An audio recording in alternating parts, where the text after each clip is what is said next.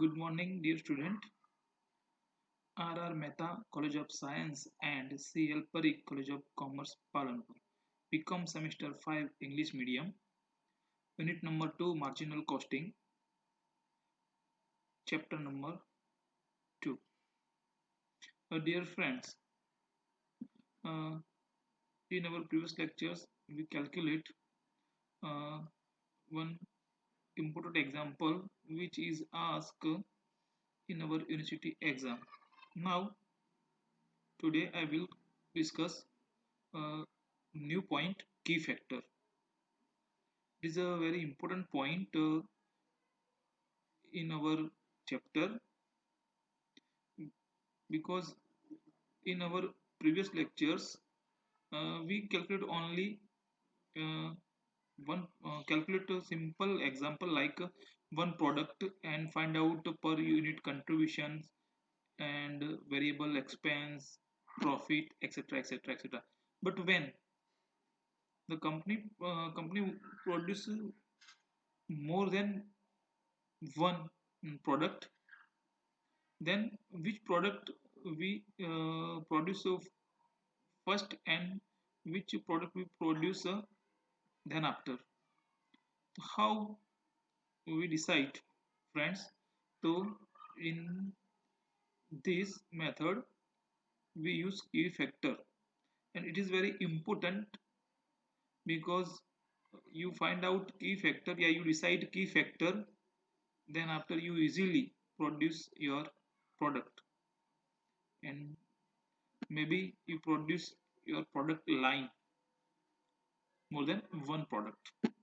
So friends, key factor, how to calculate the example to key factor method. Okay, so friends, steps to calculate example to key factor method are as below. So friends, firstly find out the contribution per unit of product. Means ke, how many product you want to produce. So first friends, you find out per unit contribution every product. Then second, on the basis of contribution per unit or total contribution, find out contribution per unit or per hour of material oblique labor hour for each product. Friends, in some example, you have a total material and some example you have a total labor hours. So friends, when you have a total material, then you find out per unit material contribution, and you have a total labor hour. So friends, you find out per product labor hour contributions. Now third step, so the product whose contribution per unit per hour is more should produce to its maximum capacity, and then surplus material should be used for manufacture of other product. Means कि friends, which product have high per unit contribution. So friends, first we produce that product, and then after you have any remaining material or labor hours, then you produce your another product. Suppose you have a, you produce product A or product B, and friends, we find out per step 2 per unit contributions of material and per hour labor contribution. Okay, so suppose if product B is high, then first we friends produce product B, and then after remaining you have any surplus material or surplus labor hours, then you produce product A. Step 4, the product mix as per 3 will be optimum mix, and in that case maximum profit will be available. Means के friends, अगर हम जो point number 3 है उसके मुताबिक अगर हम production करते हैं तो हमें सबसे ज़्यादा प्रॉफिट मिलेगा. मीन्स के we follow point number 3 and we make the production, then we get more and more profit. Okay friends, so this is the key factor. Now how to calculate the steps. This is I prepare a one format. So friends, you can see here I prepare a simple format when the material and when the labor hour. So friends, first we discuss material. Suppose ke in your example give total material, तो how to calculate the example. तो friends first step, contribution per unit for each product. सबसे पहले क्या करना है हमें, हमें each product का per unit contribution find out करना है। तो सेल्स जो प्राइस हमें दी गई हो, वो सेल्स प्राइस यानी कि सेल्स प्राइस दी गई हो, उसमें से क्या हमें करना है, तो सबसे पहले हमें वेरिएबल एक्सपेंस उसमें से डिडक्ट कर देना है जो भी हमें दिया गया हो। तो उससे क्या मिलेगा, पर कंट्रीब्यूशन पर यूनिट में यहाँ पे पर यूनिट कंट्रीब्यूशन मिल जाएगा। उसके बाद क्या करना है, step two, contribution unit of material. हमें पर यूनिट मटेरियल का जो है उसका कंट्रीब्यूशन हमें करना है। तो यहाँ पे फ्रेंड्स हमने फाइंड आउट किया कि कंट्रीब्यूशन पर यूनिट कौन सा, तो यहाँ पे हमने जो फाइंड आउट किया है वो स्टेप वन वाला। फिर क्या लिखना है, रॉ मटेरियल कंज्यूम, यानी कि हम पर यूनिट कितना रॉ मटेरियल यूज करते हैं वो हमें लिख देना है यहाँ पे। उसके बाद क्या करना है, contribution per unit of material पर केजी, यानी कि हम पर केजी, सपोज कि यहाँ पे आप 8 केजी या 10 केजी यूज करते हो तो वो पर यूनिट हुआ, तो पर केजी कितना कंट्रीब्यूशन हुआ, तो हमें यहाँ पे क्या करना है, कंट्रीब्यूशन दिस अपॉन दिस, यानी कि raw material, then you get the answer per KG material.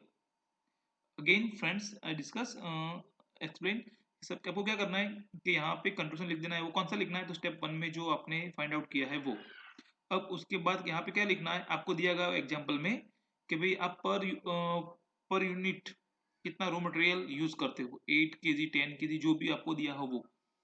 अब क्या करना है, आपने यहाँ पे जो कंट्रीब्यूशन लिखा है उसको आपके पर यूनिट जो भी आप मटेरियल कंज्यूम करते हैं उससे आपको क्या करना है, डिवाइड कर देना है, और जो भी आपका आंसर आएगा वो आपका पर केजी मटेरियल आएगा। तो बोथ में, बोथ प्रोडक्ट हमें सेम टू करना है। उसके बाद स्टेप टू, स्टेप थ्री क्या है, proportion of output of each product. अब हमें यहाँ पे जिसका भी, सबसे प्रोडक्ट ए और प्रोडक्ट बी, इन दोनों में जिसका भी हमें सबसे ज्यादा पर केजी कंट्रीब्यूशन मिलता है, हमें सबसे पहले उसका प्रोडक्शन करना है। फिर से एक बार समझ लें फ्रेंड्स कि इन दोनों में से जिसका सबसे ज्यादा हमें पर केजी कंट्रीब्यूशन मिलता है उसका प्रोडक्शन हमें सबसे ज्यादा करना है, यानी कि सबसे पहले करना है। तो टोटल अवेलेबल मटेरियल, सपोज कि हमारे पास 10,000 केजी मटेरियल अवेलेबल है और यहाँ पे हमें पर केजी 5 रुपीज मिलता है, तो हमें इसका सबसे पहले प्रोडक्शन करना है। तो यहाँ पे आपको यूनिट दिए गए होंगे कि भाई जो आपको एग्जांपल में कि 8,000 मल्टीप्लाई आप 5 करते हो या 4 करते हो या 3 करते हो केजी प्रोडक्ट यूज, उसके साथ मल्टीप्लाई करना है, जो भी आंसर आए उसमें टोटल में से इसको बात करना है, और उसके बाद जो भी सरप्लस रहता है उसमें से प्रोडक्ट ए जो है उसका हमें यूज करना है। वो कैसे, तो सरप्लस मटेरियल रहा वो अपॉन उसका पर केजी, यहाँ के हमने यहाँ पे पर यूनिट जो भी हमने यहाँ पे लिखा है उसको उसको डिवाइड करना है, जो भी आंसर आए वो आपका स्टेप 4 बन जाएगा, प्रोडक्ट ए और प्रोडक्ट बी आपका ऑप्टिमम आउटपुट बन जाएगा। तो फ्रेंड्स वेरी इजी है, हम अगले लेक्चर्स में जब भी इसके एग्जाम्पल कैलकुलेट करेंगे तब आपको समझ में आ जाएगा कि एग्जाम्पल कैसे कैलकुलेट करने। अब बात करते हैं लेबर हवर। आपके पास सपोज कि आपको दूसरा ऑप्शन है, आपको दूसरा एग्जाम्पल पूछा गया है कि भाई आपके पास लेबर हवर है, तो उसका एग्जाम्पल में कैसे कैलकुलेट करना है। तो वेरी सिंपल है friends, same to same method है। यहाँ पे step one, contribution per unit of each product. तो यहाँ पे हमें सबसे पहले क्या करना है, कंट्रीब्यूशन फाइंड आउट करना है। कैसे करना है, तो हमें डायरेक्ट मटेरियल प्लस उसमें वेजेस लेने हैं प्लस उसमें वेरिएबल ओवरहेड्स लेना है, इन दोनों का टोटल, इन तीनों का टोटल क्या होगा, हमारा वेरिएबल एक्सपेंस। अब उस क्या करना है, तो सेल्स प्राइस में से हमें वेरिएबल एक्सपेंस बात करना है। सपोज कि सेल्स प्राइस हमारे 100 है और वेरिएबल एक्सपेंस हमारे 85 हुए, तो कंट्रीब्यूशन पर यूनिट कितना हुआ, 50 रुपीज, 15 रुपीज हमारा हो गया। तो फ्रेंड्स यहाँ पे ऐसे दोनों प्रोडक्ट ए और बी का दोनों को हमें यहाँ पे वो करना है, contribution per unit find out करना है। Step two, same to same है, यहाँ पे मटेरियल था, यहाँ पे लेबर आवर्स है, तो यहाँ पे कंट्रीब्यूशन पर यूनिट कौन सा, तो यहाँ पे जो हमें मिला है वो यहाँ पे लिख देना है। उसके बाद हम पर यूनिट बनाने के लिए कितने हावर्स यूज करते हैं वो यहाँ पे लिखना है। फिर इसको इससे हमें डिवाइड करना है, जो भी आंसर आएगा वो हमारा पर लेबर आवर कंट्रीब्यूशन मिल जाएगा। उसके बाद सेम मेथड, आपके पास जितने भी टोटल आवर्स है वो यहाँ पे लिख देने हैं। उसके बाद दोनों में जिसका भी पर हावर कंट्रीब्यूशन ज्यादा है उसका प्रोडक्शन करना है। यहाँ पे सपोज कि यहाँ पे बी है या ए है, सपोज चलो यहाँ पे हम समझ ले लेते कि ए का है, तो यहाँ पे ए, उसके आपको यूनिट दिए गए होंगे 4,000 या 3,000, तो 4,000 मल्टीप्लाई आप 4, यानी कि 16,000 यूनिट आप जो यूज कर हावर्स यूज करेंगे, यहाँ पे आपके टोटल 20,000 है, तो 20,000 माइनस 16,000 यानी कि सरप्लस कितना रहा 4,000। तो 4,000 जो आपके पास लेबर हावर्स रहे उसमें आपको प्रोडक्ट बी है उसका आपको प्रोडक्शन करना है, तो 4,000 अपॉन, अब प्रोडक्ट बी जो है वो पर हावर 10 हावर्स लेता है, तो 4,000 upon 10 is equal to 400 unit, यानी कि यहाँ पे 4,000 होगा और यहाँ पे 400, तो हमारा स्टेप फॉर ऑप्टिमम हो जाएगा 4,000 एंड 400। तो इस तरह हमें फ्रेंड्स ये जो है स्टेप दोनों का एग्जाम्पल कैलकुलेट करना है, और ये सिंपल है, कुछ करना नहीं, अब जब प्रैक्टिकल करोगे तब आपको समझ में आएगा कि कितना इजी एग्जाम्पल है। और ये हमारा लास्ट पॉइंट है, इसके दो हम जब एग्जाम्पल कैलकुलेट कर लेंगे उसके बाद हमारा जो चैप्टर है यानी कि हमारा जो यूनिट नंबर 2 है वो फिनिश हो जाएगा। उसके बाद आपको घर पे बैठ के पूरा जो भी है एग्जाम्पल्स जो भी मैंने कैलकुलेट करवाया है वो आपको सेल्फ स्टडी करने हैं और आपको खुद प्रैक्टिस करनी है। अगर कहीं भी आपको दिक्कत आती है तो आप मुझे श्योर आप कमेंट बॉक्स में लिख के अपनी कमेंट्स मेरे को बता सकते हो या आपकी प्रॉब्लम्स मुझे बता सकते हो। आप इसका एक बार स्क्रीनशॉट लेना चाहते हो इसलिए मैंने यहाँ पे इसको रोक के रखा है। ये हो जाने के बाद फ्रेंड्स मैं इसको थोड़ा नीचे कर लेता हूँ, आपके यहाँ पे स्क्रीनशॉट आ जाए, तो फ्रेंड्स आप स्क्रीनशॉट ले लेना और आपके नोटबुक्स में भी आप इसको नोट कर लेना, ताकि आप जब भी एग्जाम्पल कैलकुलेट करें तब आपको वो समझ में आ जाए।